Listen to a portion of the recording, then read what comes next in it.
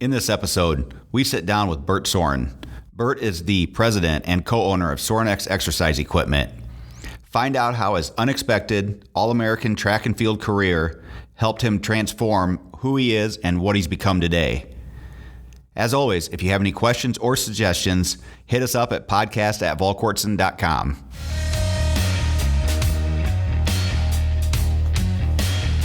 This is the No Excuse to Miss podcast. Welcome back to the No Excuse to Miss podcast. I'm your host, Scott Volkortson, and today's episode is one I've been looking forward to since we decided to launch a podcast. I'm not really sure where to begin introducing this guy, but he's a former Division I All-American. Currently, he's the president and co-owner of Sorin exercise equipment, and somebody that I look up to as one of those guys that just does things the right way. It's an honor to welcome Bert Sorin to the show. How are you doing, Bert? I'm doing great, Scott. Thanks for having me, man. Thanks for taking the time. I know you're a busy guy, so I really appreciate you coming on. Oh, of course. You guys have been awesome, and you're a great friend. And I jumped at the chance to get to talk to you. And if we record our conversation, that's cool too. Well, thank you.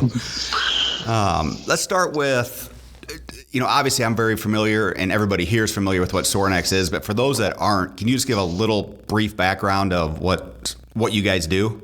Yeah, sure. We exercise equipment company, American made here in South Carolina.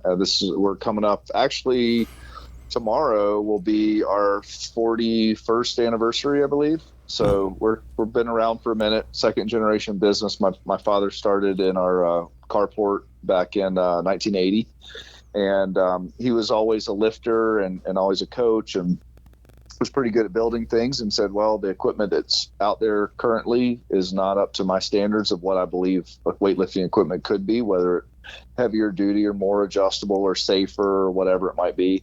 So he said, well, I'm just going to figure out how to build it myself. And there wasn't really a big business plan there. There wasn't we're going to change the strength industry. It was, I think I could do it better. And then he started doing it. And probably like Volkortson, where after a while people saw stuff and goes, hey, will you make me one of those? And that's how that American dream business a lot of times starts. And so at the time he was a coach and a teacher, and kept building equipment for local, high schools and some colleges and stuff like that. And grew it into the point where he had to retire from teaching and shut down a couple other businesses to put all of his time to it. But, fast forward 20 years, I came on in 1999 and right after college. And so we've built ourselves into a position where we innovate the strength industry. And that means whether through the hardware, the racks, the platforms, things like that, the tools themselves, and sometimes even the application that goes along with the human performance field. So we've carved out a niche. It's a higher end product, much like Volkortson. I think that's where some of the mutual respect comes, as family-owned business and doing things better than they need to be done. But that's what we believe, that American-made companies can still have a high piece of quality and still lead the pack. And that's what we've done for 40 years. And so now you could find this, I believe, in every NFL team. You can find a Sorin product somewhere, NBA, Major League Baseball, a lot of the colleges, high schools, professional performance facilities, as well as some well-known home gyms like your Jocko Willink's and your Joe Rogans and people like that. So we sell to everyone, anyone who wants great gear, but sometimes you see the more known and more famous people, because, hey, I hate to say it, that's what people click on. That's what gets noticed. Yeah, it gets noticed, but there's a ton of dudes out there that just have some absolutely fantastic equipment in their house, and they have for 20 and 30, 40 years. That's why I love when people come back 25 years later, like, gosh, I still running that rack that you sold me back then. It was custom at the time. I saved up all my money, and it was such a good investment. My son's graduating from high school now, and he's been using it. That's the multi-generational approach that we're trying to change the strength and health of people's lives through what we do. And if we could do that, for a long time, that's the goal. So that's a little bit about Sorin. Okay. And something that I always find interesting when I either hear you or your dad, Richard, tell the story of like some of the early days is even though we're in completely different industries, how many parallels there are of how it got started, the struggles that you guys went through.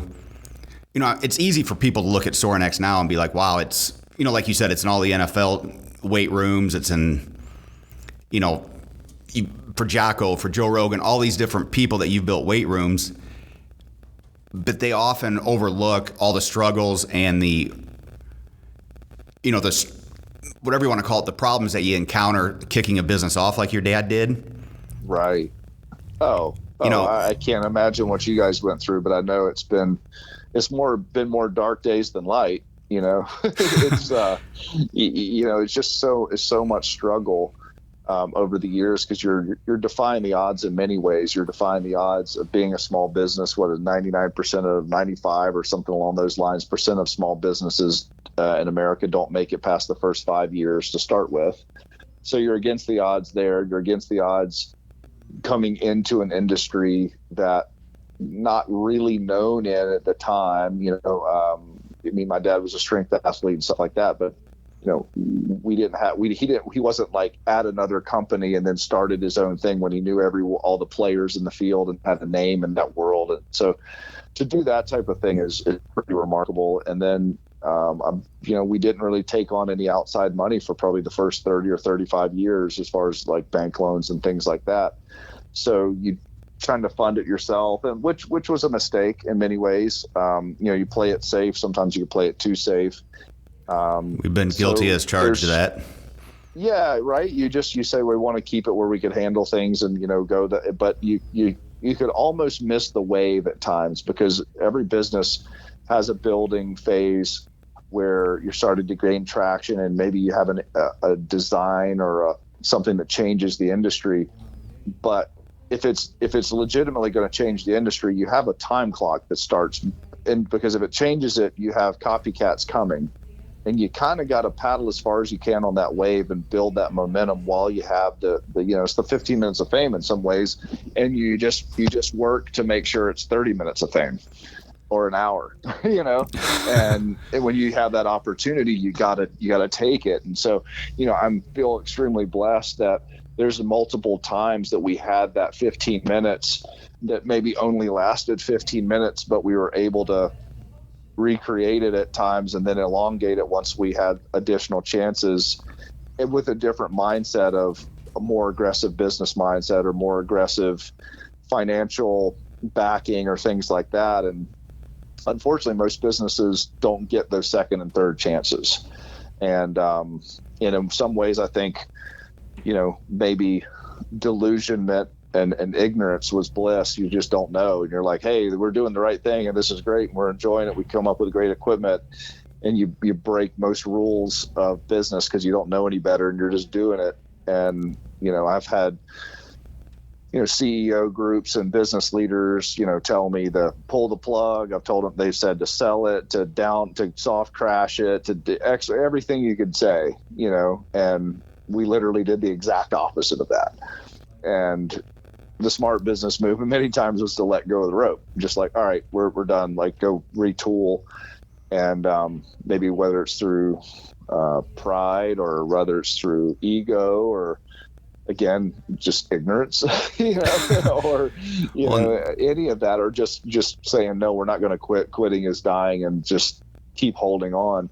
And eventually the tide turns, you know, and you don't just hold on passively, you hold on, and then you're paddling like hell trying to make something happen, and you're still digging, and eventually you hit gold. So I think a lot of businesses, they give up too early. I think so. And like you said, we've been through that, where we've had smart business people say, you know, maybe it's time to get into something else. Maybe it's time to take your energy elsewhere. Right. Sure. And then, you know, the pride of having your last name on the building kicks in, and you're like, no, we're going to make this work one way or the other. Yes. You know, for better or worse, you start putting in a little bit longer hours, redirecting your energy a little bit more. Sure. Well, it's like being married in the sense of what marriage used to be, was we're not getting divorced till death do us part. and we're going to figure this shit out. And that's kind of the direction that in the feel we always took with it, which you're exactly right. There's an advantage and a disadvantage of having your name on the building and having your name. And, a lot of CEO business guru type, they'll always never put your name on the building. It's like, you can't sell it. You can't do this. You can't get away. You're too tied to the business. You're too emotionally connected to like all these things. Right. That's probably right for most of the time, except when it comes down to when you're backed into a corner, when you're beaten and bloody and you're fighting for your life. Like, if it's not your name on it, you're going to probably ditch it because it makes sense to. But if your name's on it, you're going to fight. What do they say? Like, if you're fighting a gorilla, you don't fight until you get tired. You fight until the gorilla gets tired. Like, it doesn't matter whatever amount of fight we have to have. That's the amount of fight we're going to figure out how to have, right? And I'm not just saying Sorinex. I'm saying, like, businesses with your name in it, most people have that pride because there's a part of me that knows if Sorinex ever dies, a part of me will go with it, because that's just how it is. It's inextricably linked. And one thing I don't think people understand is, like, when my dad started or your dad started, there weren't all these online business coaching groups and gurus that you could go to. I mean, there wasn't a conference that you could go to or a Zoom meeting that you could attend where they gave, both of them or anybody in that time all these actionable steps. This is how you do it. You don't put your name on the building. You do this, this, and this. Right. I mean, they had to learn as they go. Right. And you had like the three rich dudes in town that would, like, you maybe see him at a bar or a restaurant or something, and he'd like give you some pointers. Like, the dude that owns 9 restaurants in town, and you're like, oh, that guy always has money. He lives on the lake. Yeah. And then he's follow like, what he does. Yeah, he tells you some cockeyed weird thing to do, and visitors like, okay, let's try that, because you just assume that he's good at it. Like you said, there was no people out there doing the whole, business guru thing, which, there's a part of me that thinks that a lot of that is good. And then there's a part of me that realizes, like, if you want to be a business guru, call yourself a business guru, do business guru, seminars. And if it works, you will literally have turned yourself into a business guru because you'll be rich, regardless if you're actually good at it. Exactly. Like, all you have to do is convince enough people that you're good at it. So the jury's still out on that. I don't think there's enough.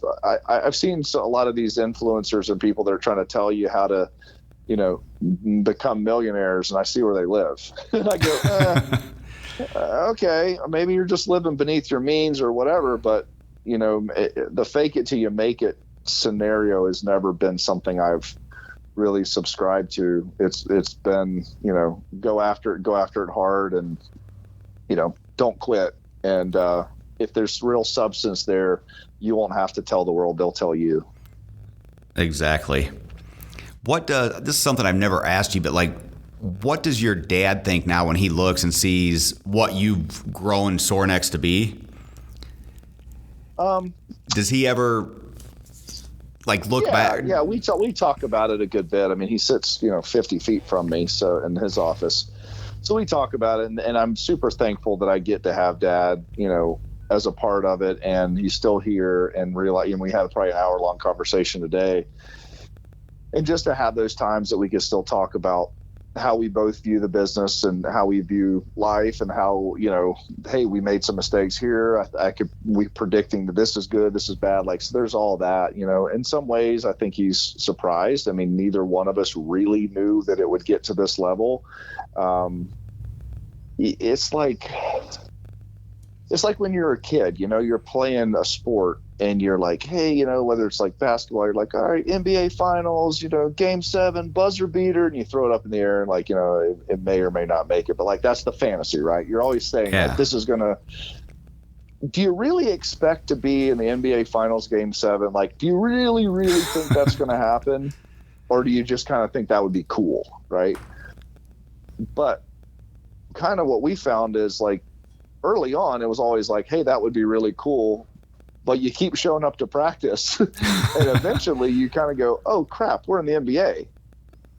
oh, this is like within reach now.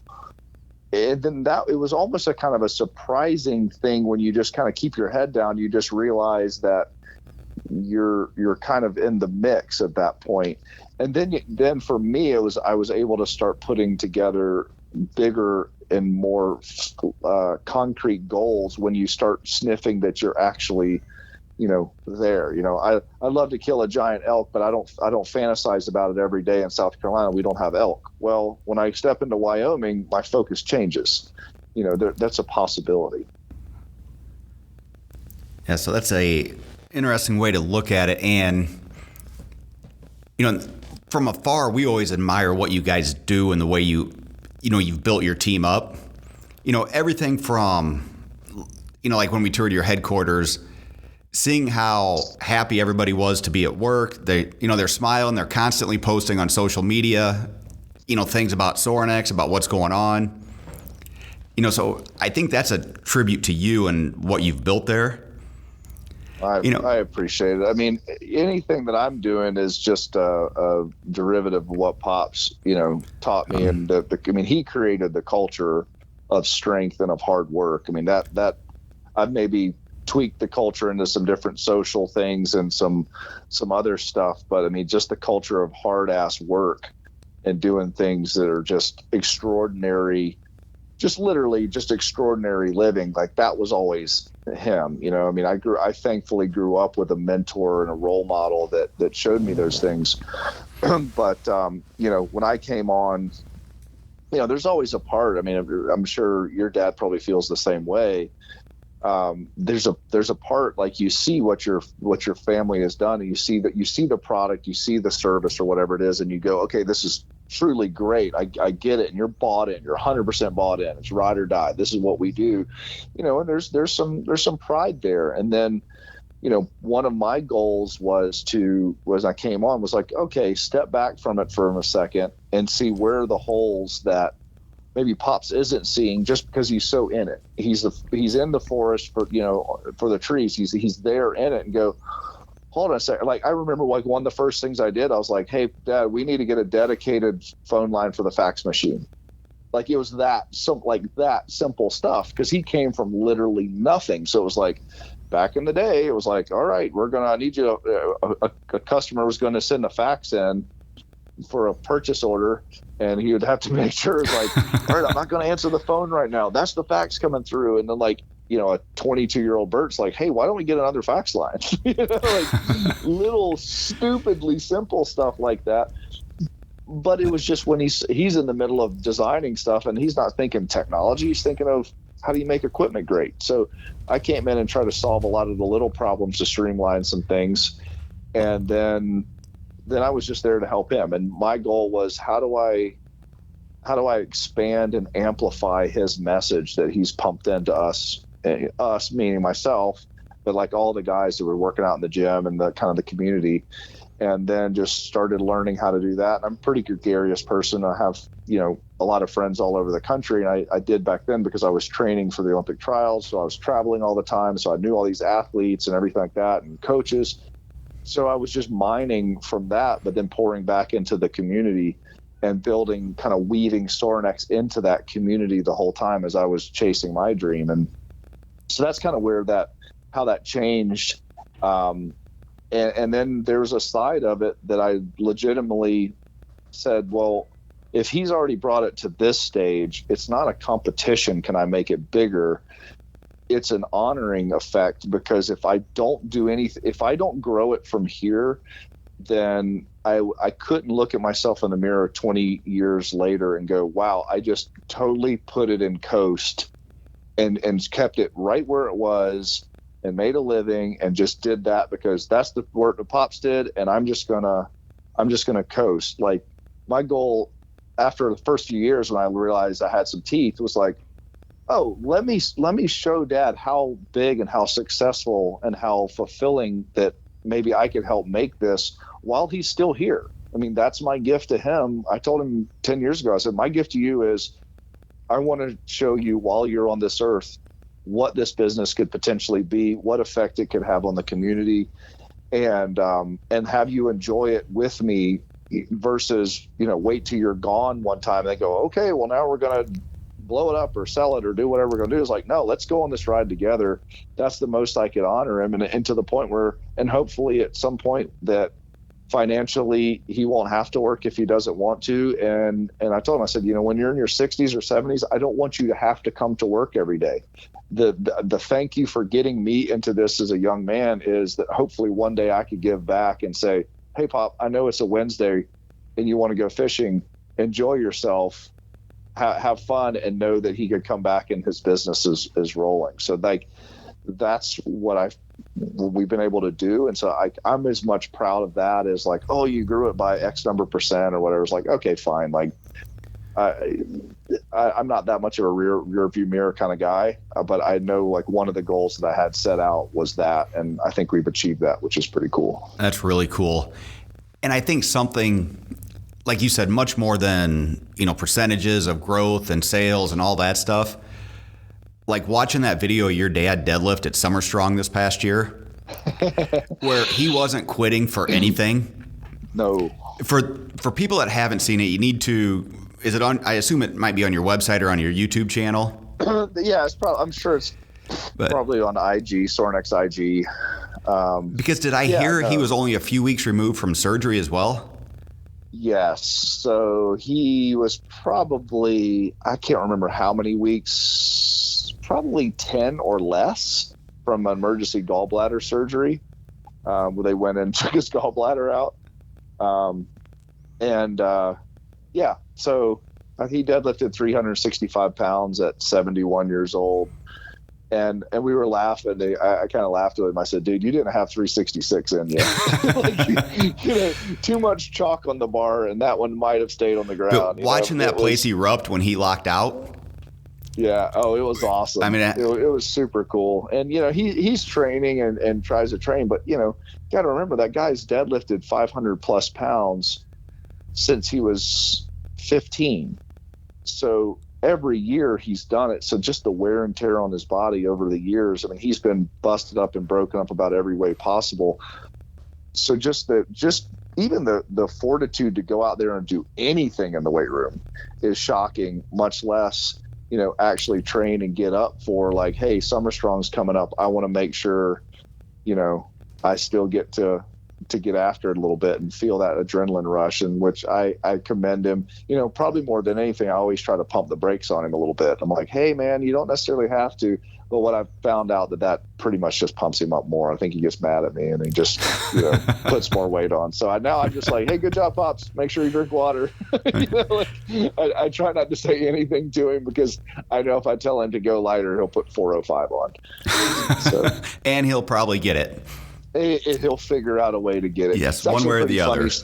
Yeah, it's a pretty funny story. So this is probably 10 or 12 years ago, and we were at the old gym, and my friend Josh and I, who was a trainer at our gym, and we always laugh. I mean, Pops was like in his high 50s, low 60s maybe. Already a cancer survivor, had already survived a torn lat, a torn off bicep, multiple injuries at that time. And, 55-year-old cancer survivor, you're not getting a lot of guys that can really go after it, And so he's in there and he's lifting, and I think it was maybe like high fours or low fives, probably low fives. And he went to deadlift, and you could just tell the whole day he was just kind of dragging, and he couldn't get it. And he kind of just had his head down, and I saw him like unwrapping his wrist because he has his wrist taped up, and he walks back in his office, hangs his belt up. He's sitting in his chair for a minute. You could just see he just looks beat, and he's just, he had a look of embarrassment on his face in disgust, but of course none of us were embarrassed for him. He's a 60-year-old man in there. And so I hear his keys, and he gets all this stuff, and he kind of walks out kind of like carrying his briefcase, and he's just heads down. And I was like, you all right, man, you hurt? And he's like, no. He's just like, I've just never quit before. He's like, I just can't do it. I just don't have it right now. I just don't have it anymore. And it was kind of like, it was a sad moment, but it was also, he walked out the door, and Josh and I looked at each other, and I was like, holy crap, he made the smart move, right? Like he wasn't feeling it. Like, hey, back off of it a day. Don't tear a hamstring. Don't like the normal Richard Sorin would always go until he died, you know. And you're like, oh man, we were like, gosh, he finally turned a corner. Like he could lay the sword down for a minute and not have to die on it, you know. And so the Hummer's outside. We see it's dark outside. Starts up. Lights come on. We're like, man. And Josh looks at me and goes, holy crap, he really did it. He's actually going home. Truck pulls, reverses about 50 yards in the parking lot and just stops. And we're like, oh shit. And we look and we kind of look at the truck. It stays there for about 20 seconds. It just comes right back into the parking place, goes into park, does not turn off. He walks in the room, no belt, no tape, whatever, rips the deadlift, slams it back down, and walks out of the room, doesn't say a word to anyone, just drives away. And I was like, well, he's still Richard Sorin, though. Like, as much as we would like to say he's going to have any type of self-preservation, no. He's still Richard Sorin. And he wouldn't have it any other way. Yeah, you're right. And I'm like, okay, so he's going to probably kill himself one day doing it. And I'm like, you know what? That's probably how he wants to go. Like, he would probably, you know, what are they, like in the Native American culture, they call it like it's a good death. You know, if you're a bear hunter, you want to get eaten by a bear, you know. And I go, okay, it's I get it. And I get it as I'm older because, you know, I don't know. I wouldn't want that bred out of us as people and as men. And I could just it's like seeing a bulldog that hasn't forgot how to be a bulldog, and you're like, oh, they haven't bred that out of him yet. That's pretty cool. You know, you hear a story like that, and then you're like, it's pretty easy to see why he never quit when times got tough, when he was kicking that business off. Oh, never. Yeah, he just wouldn't. And again, it's such it's a weakness in some ways because it's almost so predictable, you know. but it's also a strength. Like, you know, it was one of those things. I mean, I remember in the 80s, we had some stuff happen, and a guy tried to do all this craziness. And the strength coach at the Naval Academy, who was a friend of ours, he told the dude, he's like, you better buckle your chin strap. You will not. He's like, Richard Sorin will never stop. I'm just telling you that. And, you know, a year later, the other guy, you know, it shook out positively for us. But it was one of those guys was trying to screw us over, this and that happened. But it's just like, hey, man, if it's a war of wills, like, you're looking at, you know, it's going to be a battle. Unarmed men. Yeah. What was that? A Gordon Liddy quote? So it was, yeah. So growing up with that probably explains the next story I want to lead into. I heard you on a podcast talk about how you made the track team in college, which most people, and I'll throw myself in that category, would have quit before they ever got started. But can you share that a little bit of what happened there? Yeah, so it's like a messier, stupider version of Forrest Gump. So I was a high school kid, very average, very like pretty crappy athlete. I did a couple sports, but I really enjoyed hunting and fishing. So, you know, I'm an only child, so that gave me an opportunity to go out and do stuff by myself. I came home when I came home. I could walk as fast or slow as I wanted in the woods. I could fish as hard or as little as I want. So like, that's kind of how I always ran. So sports were like, okay, these are cool, but like, there's a lot of rules and like all this other stuff. And I have to show up for practice and like, not really digging it. So never really got into it much. And so I decided I was going to go to Appalachian State in North Carolina to school. And of course I applied late because I was dumbass, probably out fishing or something. And so I didn't get in any. I got in there, but I wasn't until the second semester. So I said, well, my backup is South Carolina. It's 10 minutes down the road. I'll go there and get some freshman classes knocked out. So I went in. I got in South Carolina. This is a great school. I just, you know, you don't like anything if it's like your hometown. You're like, it's nothing, whatever. But it's like South Carolina's a wonderful school. So I get there, and I'd grown up watching all the 80s like party movies, right? And so I just assume college is like, you know, Porky's, Back to School, and like all those movies. So I just immediately turn it into that, And so like the first 6 days, I'm just riding around my mountain bike and drinking and partying and just being dumb. So the 6th day, I'm like, oh man, I feel like crap. So I wanted to work out.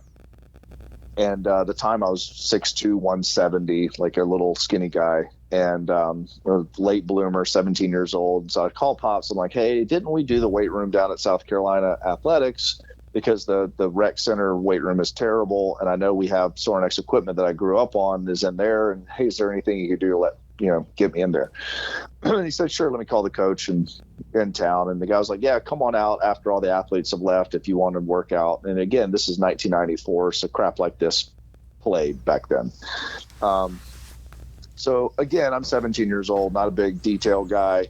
So I get done with lunch and I'm like, all right, I head down to the stadium, Williams-Brice Stadium weight room. I show up, I walk in there, I look around. There's like a jillion athletes, men, women, all sports. I mean, it's 2:00 on a Monday or Tuesday or Thursday or whatever it was. So it's just, if anyone's been in a college weight room, an all sports weight room, 2:00 is like the busiest time. So I walk in there and no one notices me. No one asks me anything because everyone's just doing their own thing. And remember, it's the first week of school, so no one knows who anyone is anyway. So I just cruise in there. I look around, I find a platform, I load up a bar and I start doing some cleans. I'm like, hey, this is great. Let's have a great time, I look over and this line of people they're waiting in line. They're doing vertical jump testing. I'm like, oh, that looks badass. That looks fun. I want to go try that. So I walk over and they measure me and I jump up and I tap the little thing and they write it down on a piece of paper and he hands it to me. I'm like, oh, cool. You kept track. That's awesome. All right, later. And I'll go over and start bench pressing. I'm benching for a while. I'm just looking around like, this is great. Like, these are real athletes. These are like, they're doing testing. This is like Rocky IV. This is awesome. And I see them doing body fat testing in the little office. I'm like, well, that looks pretty cool. I want to go try that too. Like, how idiot am I to think I could just walk into a university weight room and just ride all the rides? I've signed no papers. I'm literally just a legitimate dude off the street that walked into a college weight room and just started doing stuff. And so I walk up a weight line and I go up and there's this guy sitting in a chair and he goes, okay, what's your name? And I kind of like hand him my sheet. I'm like, oh, I don't know what this sheet's for, but all right, fine. And I pull up my shirt and he's doing the body caliper testing on me. He's like, what sport are you? And I'm like, oh crap. I was like, well, and I threw shot put and discus in high school, although I was very poor at it. I said, well, shot put and discus. So I totally lied and said I was going to walk on to the track team. So I'm going to walk on the track team in the spring, shot put and discus, which I had like a 0.2% chance of even wanting to do that. It was like, it was literally the only sport I knew. So I'm like, oh yeah, shot and discus. Sure. He's like, oh, cool. How far did you throw? And I was like, I wasn't very good in high school. He's like, what'd you get at the state meet? And I was like, I didn't make the state meet. And he goes, well, how far did you throw? And I told him, and he goes, well, that's not very good. I was like, yeah, I know it's not good. I already told you that. Like, why the hell are you bugging me right now? And like, why does this guy care? He's come on, caliper guy, get with the fat stuff, And he goes, well, my name is Larry Judge. I'm the throws coach at the University of South Carolina. And I'm like, you've got to be kidding me. The one guy that I could do this asinine lie to is the one person in the entire city that could call me on it. The guy that would be the shot put discus coach. I'm like, oh, crap. And he goes, all right, well, if you're going to come out for the team, practice starts tomorrow at 2:00. And I'm like, because the next day was a Friday. That's right. And I'll go, oh, yeah, okay, coach. Totally bullshitting him. I'm like, yeah, okay, coach, I'll try to make it out there. I'm thinking, get me out of this office. Let me go back and finish up some, curls for the girls, and I'm out of here. Like, this guy's never going to see me again. And he goes, no, if you're going to be on the team, you will make it. And I was like, well, I thought this was a spring sport. He goes, you're in college now, son. This is a year-long deal. I was like, oh, okay. And I just walked out and I finished my workout and I went back, and I didn't have a cell phone at the time. And so I went back and used my landline out of my college, room, called my dad, and he's like, how's your workout? And I was like, I think I joined the track team. He was like, what? And you got to Tarantino it back 26 years. My dad was one of the number one recruits out of high school throwing the discus. hence why we live in South Carolina. He was recruited by the University of South Carolina to throw the discus. So immediately he thought I'm trying to just like A, pull his leg, or B, like trying to make up something and be like, I'm like you, Dad, like I'm going to do what you did. Like this whole, he's like, hey, you don't have to do this. Like, what are you doing? Like, you kind of like, you suck. Why are you going on that team? You know? And he goes, what are you going to do it? And I said, yeah, I guess I'll show up, see what it's about. And he's like, okay, cool. And I showed up the next day and I saw the biggest humans I'd ever seen that were like, I thought they had to be 5th-year seniors, and they were freshmen because they were like actually recruited from Ohio and New Jersey, like legitimate state champion shot putters. And I'm this little skinny, like would be, if I gained weight, I would be a hurdler, you know? And I'm like, oh my gosh, these guys are giant. And, one of those things, like you get there and you start training a little bit, you get strong. And coach and everybody else figured I would quit after the first week. And I just enjoyed it. I was like, man, this is awesome, because I always held athletes in very high regard, but I was just like really never won. And I started liking the guys there, and I started enjoying training. And then, a couple weeks later, I'm still doing it. A couple weeks later, and then I fell in love with it. And, kind of fast forward a whole lot of heartache and a lot of piss and blood and, almost surgeries later. I was a 4-time All-American in the hammer and the indoor hammer, and SEC record holder, SEC champion, and team captain. So it kind of panned out. I'd say so. And I just read your post yesterday on Instagram. I knew you had competed in the Olympic trials. I never realized it was only like 1 centimeter that kept you from making the team. No, not making the team. Okay. From the finals. From the finals. Finals. Yeah, that is. I don't want people to think, any of that. So no, I was in 2 different trials. I was in the 2000, the year after I graduated, and then the 2004. And the 2000 was more of experience. I wasn't at that level yet. It was just, I knew that I wanted to go and experience that and to see if I could throw far at the trials. And, the goal was to make the finals and get kind of deep into the finals, and wasn't in the cards. You still had some of the guys who were the veteran Olympians that have been there multiple times and were doing their thing, and wasn't my time yet. And so, I missed out by a centimeter, and that's a hard one, especially when I had thrown further, but, I, not making excuses. I ended up getting surgery on my, can't remember, right or left knee, a month later. So I was a little bit hobbled up, but, I came up with a good throw. It was just a centimeter short of getting where my goal was. And, at that time it didn't sting as badly because I had just come off of a 5-year college career of a lot of great stuff. So this was like 1 more year extended. So I brushed myself off and came up with a plan for the next 4 years.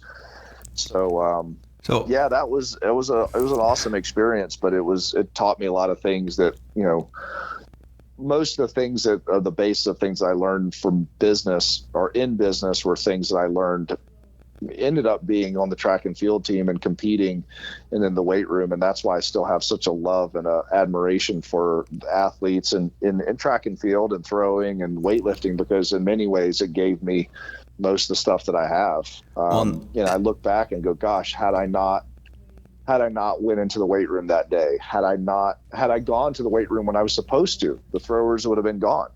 Had I not stood in line to go get body fat and vertical jump testing, had I not been stupid enough to say, yeah, sure, I'll show up tomorrow, and then be, and then have the gall to actually show up. Yeah, it was crazy. It was like I showed up, and they're these biggest people I've ever seen in my life. I'm like, they literally called me Rudy, because the movie Rudy had come out like the year before.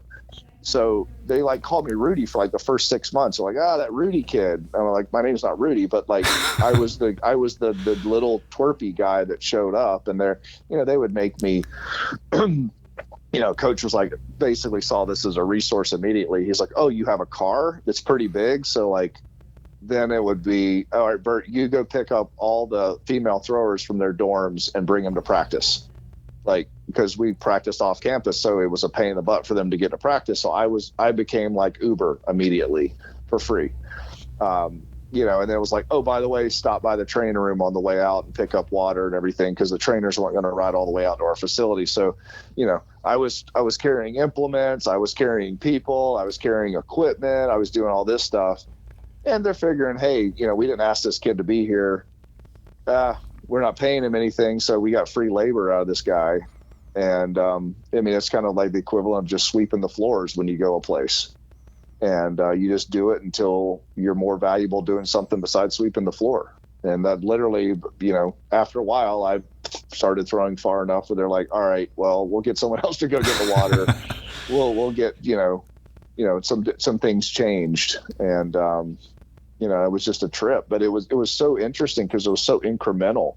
There was not like a day that all of a sudden I was good. It was like, I had this very linear, like a plane taking off, this slow, long takeoff for like 5 years. But the interesting part about it was so addictive because I found that every time I put in effort or more effort, I always got the return. So it was almost unfair because I realized that all I had to do is put forth more effort than people around me, or more effort than I did the day before, and the payoff was going to come. So, that was a really neat experience. And then that's where the addictiveness takes over, because we used to have every 4 weeks, we would have a max out, a rep max or whatever it is within our lifting cycle. And, as a thrower, you live for lifting heavy and roaring and being just hyper masculine weirdos, right? And so that's like our thing. So you get to do it every 4 weeks. And what I found was that every 4 weeks I was getting like wildly incrementally stronger, and to the point where it wasn't even making sense. So the dopamine hit and the achievement hit for a guy that never really achieved athletically, when you're making these wild, increases every 4 weeks, like, you talk about addictive. It's like, oh, I never want to do anything else. All I could think about is 4 weeks from now, because I want to cash out again. And that's how I started thinking about it. 3.5 weeks was deposit and interest, and the fourth week is cash out. I get to cash out. And I just knew the more I put in that 3.5 weeks, I get a bigger cash out on that day. And I knew it was happening. I knew it was coming. And then I found myself starting to my whole life revolved around that. And then when was the next time I got to exhibit my prowess and how much better I could get on the field. And the beauty of it was, and kind of the serendipitous situation was, I wasn't an athlete to a great extent, elementary school, middle school, high school. So I wasn't burnt out at all. I had this like that 8-year-old, they were like your 8 or 9, 10-year-old, like all these kids are super jazzed on sports. That's all they want to do. I was that at 18, 19, 20, 21, 22 in like a developing man's body, because I wasn't burnt out. Like all these other guys I was talking to, like, oh, I've been doing this since I was whatever. And I'm like, man, we get to go to practice today. This is freaking awesome. And they're like, shut up. Bert. I'm like, this is great, And so I look back, I'm like, man, it just kind of meshed itself together so well. The timing on everything that didn't really seem like it would make sense, but because there was a whole bunch of things that didn't make sense, it somehow wove itself together to make a whole lot of sense, to make a very extraordinary situation happen. And I think any of the variables, had they changed, would not have come up with the same outcome. And I wonder how many times since then that you've been able to, even if you're not aware of it, but how many times you draw from that entire experience. So many times. Like you said, from being in the weight room, going to get your body fat checked, to becoming an 4-time All-American. There's just so many lessons there that people can learn from. Mm-hmm. Just incredible. So many. I mean, even like, and there's so many times, like I had one of just, of humility, of just like, hey, no matter how hard you've worked, or no matter how much increase you've made and all this other stuff, because I started basing that like, oh, I've done all this work and I've made these giant increases. And, the first 2 or 3 years I was at South Carolina, I didn't get any money. And they told me earlier, like, hey, you scored the SEC championships, conference championships, you're going to get money. Well, first year, no, sorry, we don't have any money. Well, first year I was there, I was a redshirt freshman, made junior nationals, no money. Second year, scored a conference indoor and out, no money. Okay. And then the third year I did it, they gave me like $200 for books. And I'm like, okay. So you just start getting used to like, all right, like almost like Scottie Pippen in the league, you're like, all right, so I just work really hard. That's what I do. And if I get paid for it, fine. But if I keep worrying about when the payday's coming from that, I'm going to be disrespected, or I'm going to be just disappointed. So just F it. Don't even worry about it. Like, that's not a thing. And which sucks because I didn't have money for college. So there was a lot of stress. So I was worrying about it, but I was under the impression like it'll come. And so my junior year, I think I made nationals my sophomore year. And the goal, that's what it was. They used to always say in the old regime that we had at track in South Carolina, before we were better, if you made the national championships, it was a full ride. And I'm like, so I told my mom we didn't have any money, and I was like, all right, Mom, I'm getting closer. I'm going to make, nationals. And like, my dad didn't have a lot of cash at the time. I'm like, hey, I'm going to make NCAAs. If I do that, full ride, we got college taken care of. Full ride. Finally made the national championships, went there, exit meeting that year. Hey, this is awesome. Can't wait for my full ride. And they're like, hey, sorry, we can't do that. We're going to give you a quarter because we have a kid coming in that's a high schooler. We got to give him a full ride because he's amazing. And I'm like, the fuck? Sorry to curse, but that's exactly what I said. No problem at all. And I was like, I'm like, hold on. I was like, y'all have had me for free for 3 years. I came from absolutely nothing. I asked for nothing. You put criteria out. I busted my ass. I've pissed blood. I've had to go to the doctor. I've had to do all these things. I've outworked everyone around me to make up not only where I was lagging, but start accelerating past other people that you paid money to be here. And you're going to tell me now that some kid that is unproven, that has never run a track meet in his life in college, he's getting a full ride and I get screwed. I was like, that's what you're telling me right now. This is my 19-year-old self saying this to my coach. He's like, yeah, pretty much. He's like, here's the thing. This kid is absolutely amazing. He was a track and field athlete of the year last year. This school currently is a throws heavy school. We need sprinters here. He's going to help us build a program. He's going to kill it for us, but he's also going to be bait to bring in other sprinters. We need him to have a well-rounded program for ever going to win a national championship. And I'm like, whatever. This guy sounds like an ass. Screw this guy.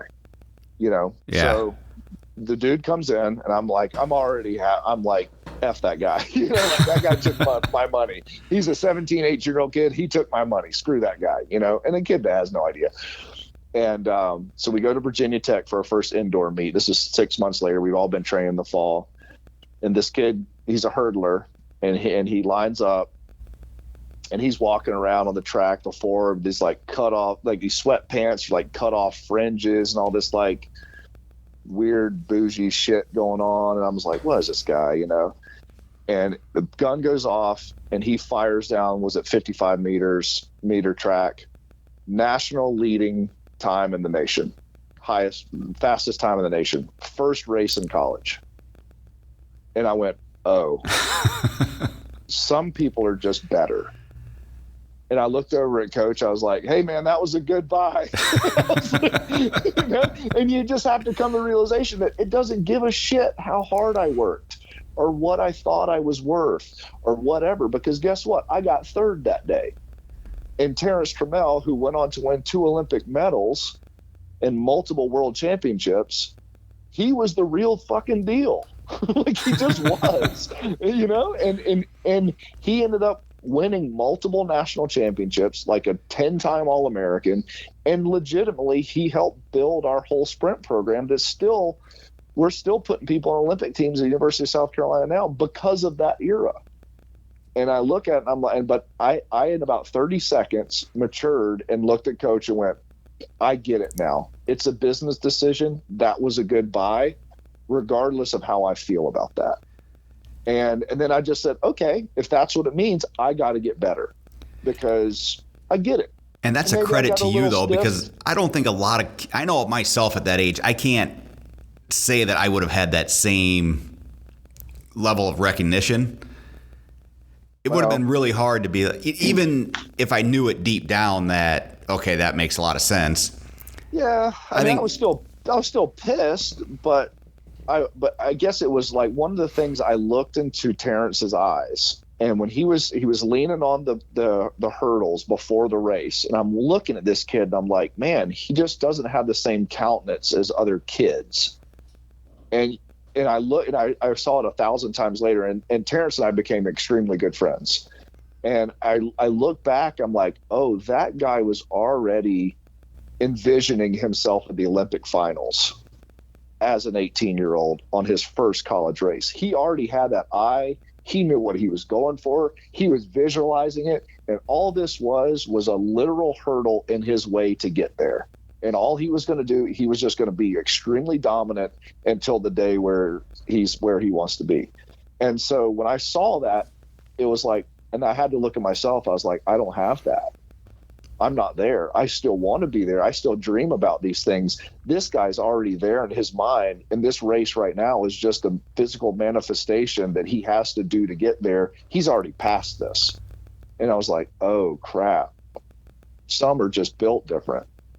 And it's like, okay, got it. And then, so again, Terrence and I became really good friends. And, I drafted off of his, his mentality and his competition. And funny story later, so that was like 97, 98, not 2008, 10 years later, he and I both got asked to come back to speak to the track team as like, Hall of Famers, whatever kind of thing. And he and I were the two speakers that night. And I got to tell that story. How cool is that? I never knew that. I feel so bad. I never knew that. And I was like, no, man, you don't have to worry about it. You weren't doing anything wrong. You were doing your thing. He's like, dude, I took your money. I was like, pretty much. But, he and I had both already been through our Olympic career, like all the other stuff. And we're like just dudes sitting there now. Now he's like, holy cow, but it was neat to get to tell the story about the greatness that I saw in this kid. And it didn't happen to match my narrative, but sometimes it just doesn't. So that was one of the things I learned that was very valuable. Well, and I wonder if one thing I always tell people about you that I always find so interesting, and I wonder if, as you're talking about these stories, it kind of makes me think of it and how you maybe learned it, or maybe you learned it from your dad. But you have the ability to put all the right people in a room. I've been very privileged and fortunate to be down at a couple of your events, and I've talked to a lot of other people that go to them. And no matter who you talk to down there, everybody always talks about what an incredible group of people you're able to assemble. Oh, man.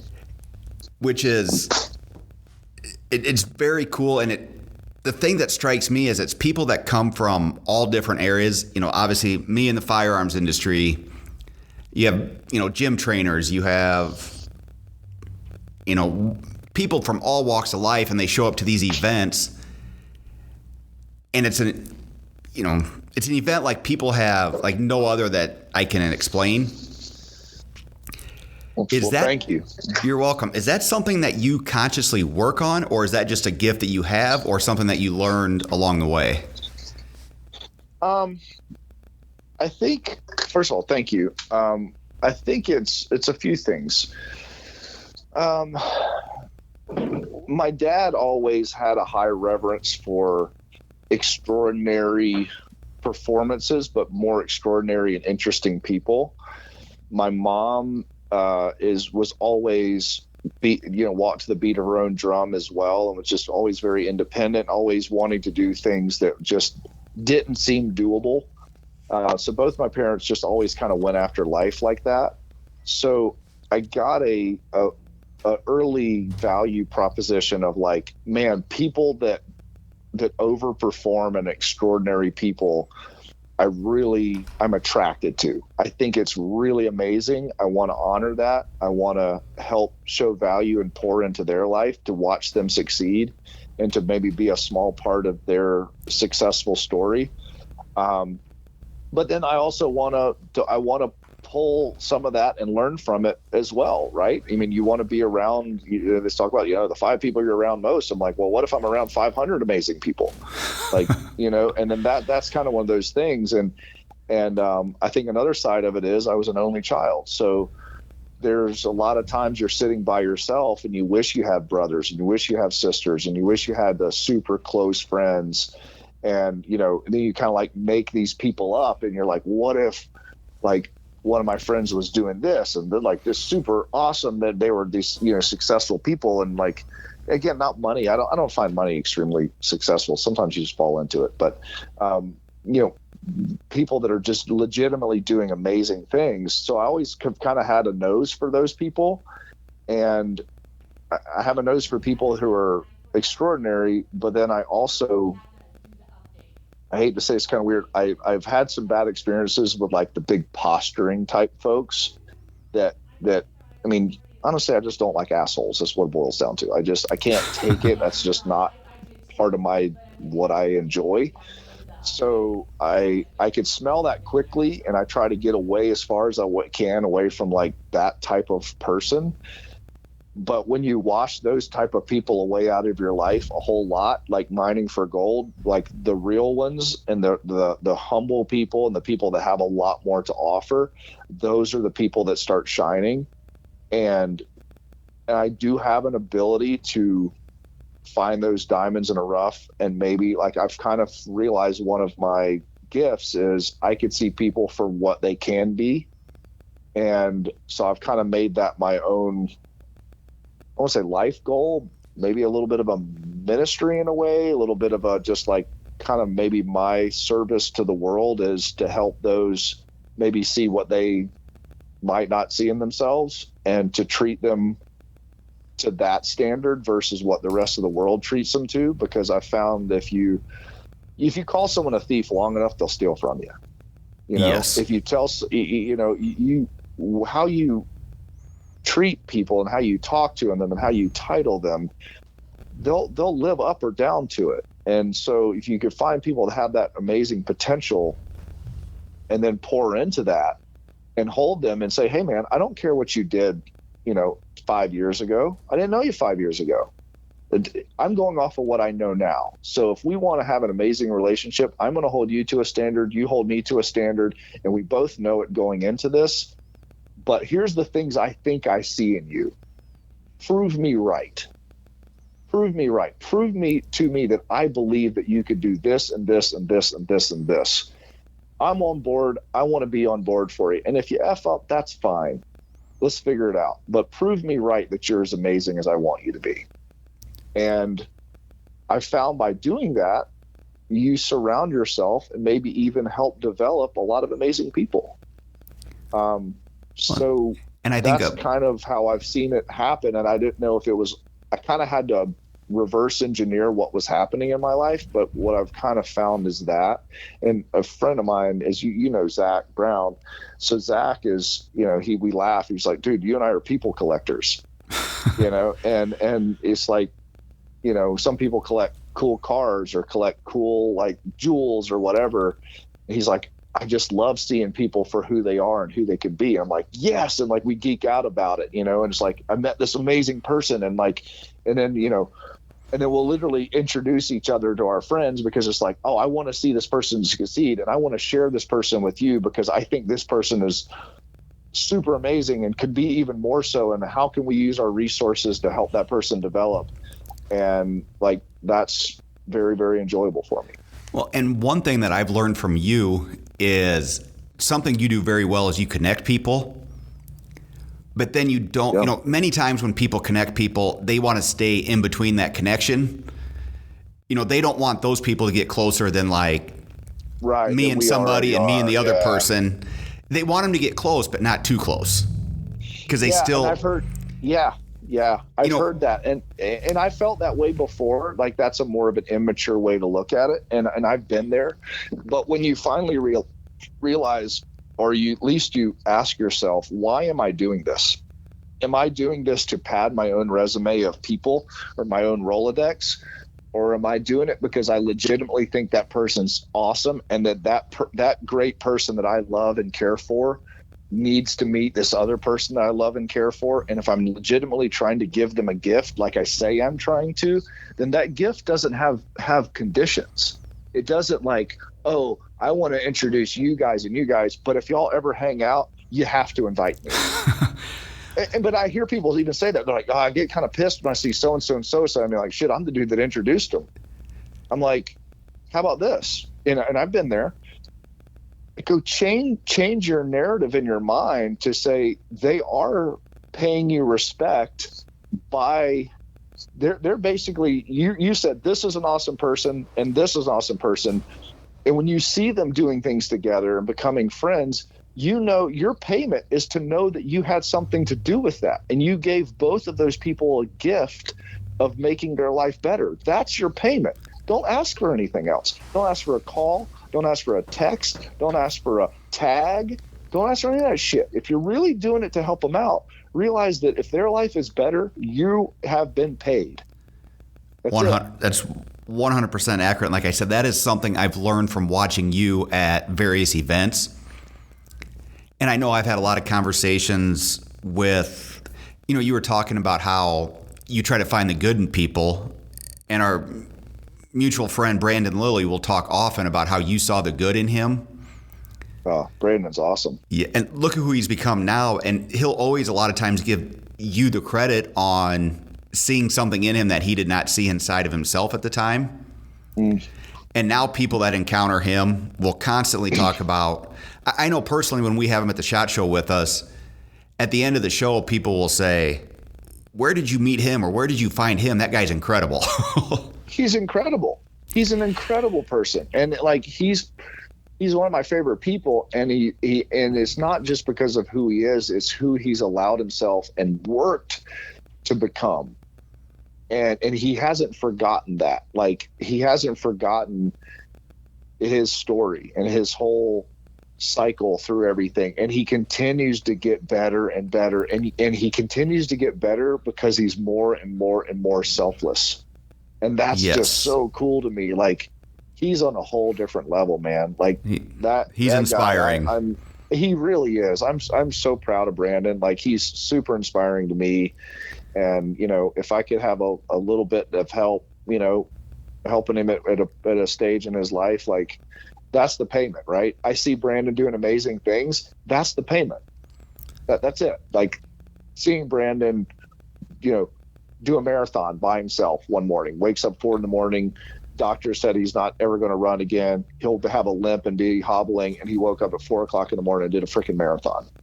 Like, that's the kind of crap I'm like, because I go, gosh, I don't think I'm that tough. And I don't think or I hear other people, like you said, talk about, wow, Brandon really helped me. He checked on me, this and that. Or Brandon will text me, hey man, have you talked to so-and-so? I kind of heard some of this. Hey, make sure you check on him right now. And I'm like, dude, your ear is so to the ground of your tribe and taking care of your tribe. Like, that's what matters. Like, that's the brilliance of all this. That's the payoff, to know that you could be there to positively impact someone else's life. And the funny thing is everyone that goes after the cash or goes after all the other stuff, and then damn the torpedoes, screw everyone else, I'm out for me, whatever. You're always chasing that shit. You're always chasing it. And if you ever fall, you have no one there that's ever going to want to pick you up. They're like, oh, that guy's an asshole. Screw that dude. And if you do succeed, you have nobody to celebrate it with. Nobody to celebrate with. Great. I have a lot of money. I'm sitting here. Yeah, I'm by myself. It's terrible. Doing this, doing that, but I have nobody to celebrate or connect with. Yeah. Yeah. Whereas you chase excellence and you chase trying to help people as much as possible, and not for like, hey, one day I'll get paid off by this. Will you? Yeah. It may not be money. It may not be weight equipment or guns or any cool stuff, money, cars. Like, it might not be anything that you would normally hold any type of economic value on. It might be watching, Bo Sandoval and Brandon Lilly become friends, or, someone, working with you. And I'm like, oh man, I'm pretty sure they met at, Winter Strong or something like that. I'm like, oh, that's freaking great. And I can't tell you how many conversations I have, either if it's not daily, weekly, with people that I met at the 2 Winter Strongs I was at. And many times it might not be a long conversation. It can just be checking in. Hey, how's everything going? Life good? Just reaching out to see how you're doing. And they do the exact same to me, which is, it's amazing how a simple 5, 6, 7 word text can turn a day that you're stressed, you're busy, may not be going your way. And just that simple text, you're like, well, that was pretty cool. And it completely flips your entire mood. It totally flips your entire mood. And then for me, what I find is I start texting other people because I'm like, well, that worked for me. Maybe these guys need a text.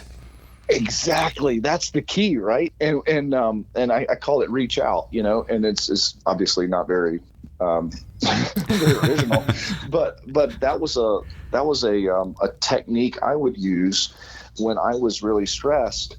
Was I would just think of, hey, who are 2 or 3 people that are most likely more stressed than me based on their current circumstances that I know of, or just I know their job description or what they're going through or what I've heard. Or sometimes it's just like, who's been on my heart?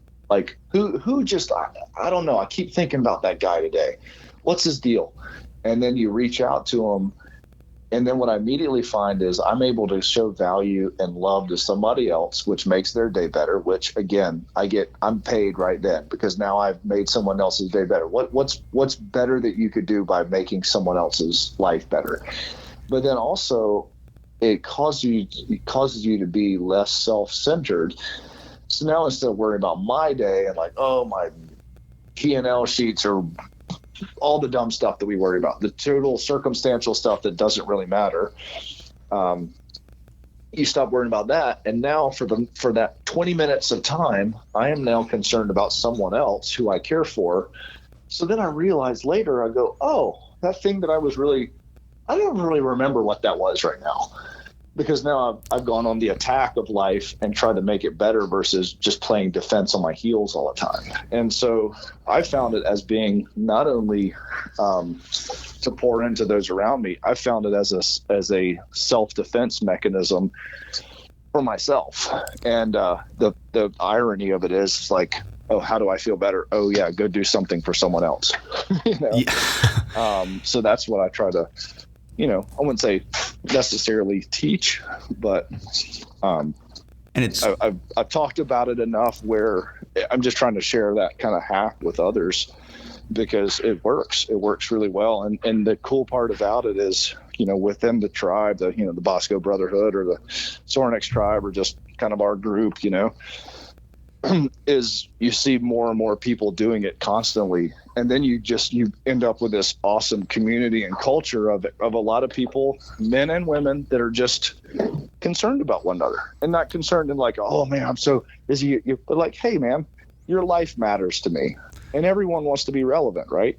Yes. So to know that to a lot of people, your life matters and you have real conversations. I was just going to say, the one thing that I noticed is like some of the people I met at the first Winter Strong I went to, and then I saw them again, maybe because of COVID, I didn't see them until Winter Strong 3. Sure. But because you kind of stayed in touch with them and checked in on them, you'd sit down and have a real conversation like they were a friend of 25 years. Right. And it was it wasn't about, what I did in high school or what I did in college or how much money anybody makes or anything like that. It was just a real conversation of how are you doing? How's, and you've learned about their family, whatever it might be. And you leave that couple day event and I know for me, I leave like I'm on a high. Yes. And there's a hangover too. After that wears off, like, it's like, oh, regular life sucks, kind of compared to because there is so much of that good stuff. And then what I try to tell people, like, hey man, this doesn't have to, Winter Strong or Summer Strong doesn't have to only be that could live all year long if you choose for it to.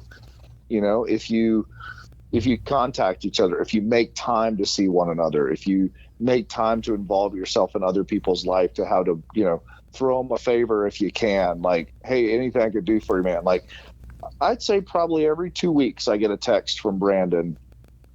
Hey, man, how you doing? Hey, anything I could do for you? Does he work for me? Yes. But that is not job description related. I mean, he'll see a post of mine. He knows kind of what to read into it. There's a little like, hey, brother, what's going on? Hey, saw this and that.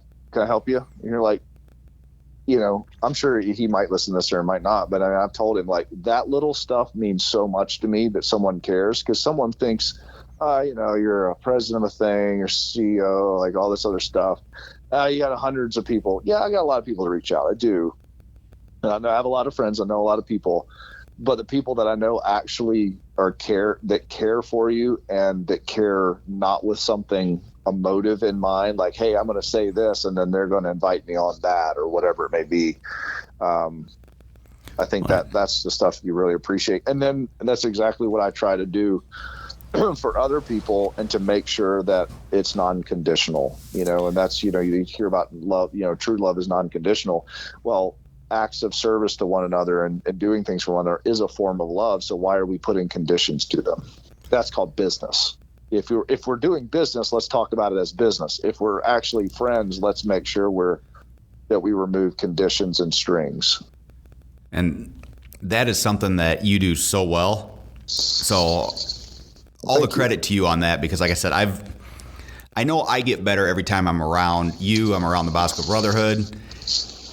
And well, thanks, man. I mean, it's awesome. I mean, you've been so generous and so just great. Like, I mean, you've been a big part of it, and that's a piece of kind of the puzzle too, is like, hey, how do we get others in there that are like-minded? Because then we could all be there for one another. We're not always strong. We're not always at our best, but if you have a big group of people, of powerful people, and I don't mean like necessarily financially, whatever, but people that are capable, you have a business, you're a leader in your community, and that is something extremely valuable to the tribe. Well, I appreciate being part of that. And the crazy part is, I think we've gone more than an hour, and I said I'd only keep you an hour, and we haven't even got into hunting or shooting or anything. So we shoot guns, yay! So sometime I'd love to have you back on and do a part 2, and we'll talk about your love of hunting, the Sorin outdoors, everything you have going on with that. Yeah, absolutely. Yeah, let's plan for a part 2. Yeah. I have to run here in a minute. Yeah, so I don't want to keep you. We would just cook right back into it. But no, let's do it again, and let's have a couple bullet points. I'm sorry I babbled so much, but no, I thoroughly enjoyed it. And I think there's so many takeaways people will have from that story. But I know I also want to pick your brain about, like I said, hunting, what it means to you and your family, because I know how integral of a part of your life that is. But we will do that on part 2. Part 2. Let's make it a deal. Well, thank you, Bert. I really appreciate it. Thanks a ton, Scott. And thank you for everything you're doing, man. I mean, not trying to make it a commercial, but, the gear that you're making and the quality that you take into things, but even just how you do business and how you support and your attitude, it goes a really long way. I mean, we could all buy whatever guns we want to buy, but I mean, I enjoy shooting your guns because I know that they're a part of you. And I've said that before, like when I take a gun hunting that is either from a company or maybe it's something that someone turned me on to, or a knife, one of Josh's knives or Neil's knives or Lucas's or whatever, like that's me getting to hunt with my friends or shoot with my friends. And that's why I always support my friends, because again, I'm an only child, and a lot of my life, although I have a lot of people around me, a lot of times I'm still alone. So it's very, very important for me to have those little mementos or reminders of my buddies, because, if I go out and I have an awesome day shooting with one of your guns, then in a way I got to shoot with you, and I appreciate that. Well, I appreciate that very much, and I appreciate the friendship. Likewise, bud. Thank you, Bert.